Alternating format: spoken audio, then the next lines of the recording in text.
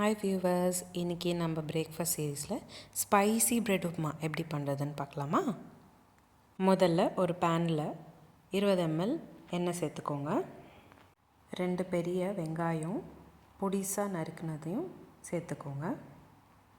வெங்காயம் பொன்னிறமாக மாறுற வரைக்கும் வதக்கணும். நான் கொஞ்சம் ஸ்பைஸியாக இருக்கிறதுக்காக ஒரு பச்சை மிளகா சேர்க்க போகிறேன். இப்போது பசங்களுக்கு பண்ணுறீங்கன்னா நீங்கள் பச்சை மிளகா சேர்க்காமல் பண்ணலாம். 2 தக்காளி பொடிசாக கட் பண்ணதும் நான் இப்போ சேர்த்துக்கிறேன். எண்ணெய் நல்லா பிரிஞ்சு வர வரைக்கும் வதக்கிக்கோங்க. நீங்கள் காய் சேர்த்தாலும் சரி, இல்லைனாலும் நல்லதாக இருக்கும். நான் இன்றைக்கி காயில் குடமிளகா சேர்த்துக்கிறேன். நான் 3 கலர் குடமிளகா சேர்த்துக்கிட்டேன். சிவப்பு, மஞ்சள், பச்சை 3யும் சேர்த்துக்கிட்டேன்.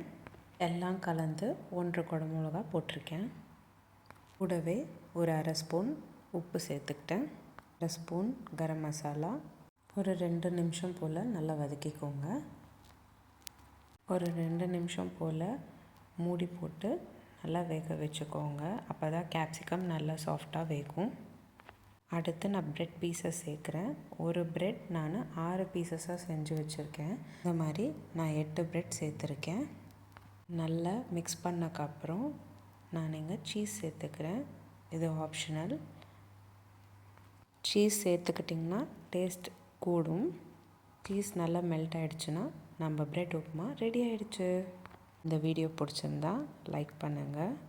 இந்த மாதிரி டெய்லி ஒரு ரெசிபி பார்க்குறதுக்கு என்னோடய சேனல் சப்ஸ்கிரைப் பண்ணிக்கோங்க.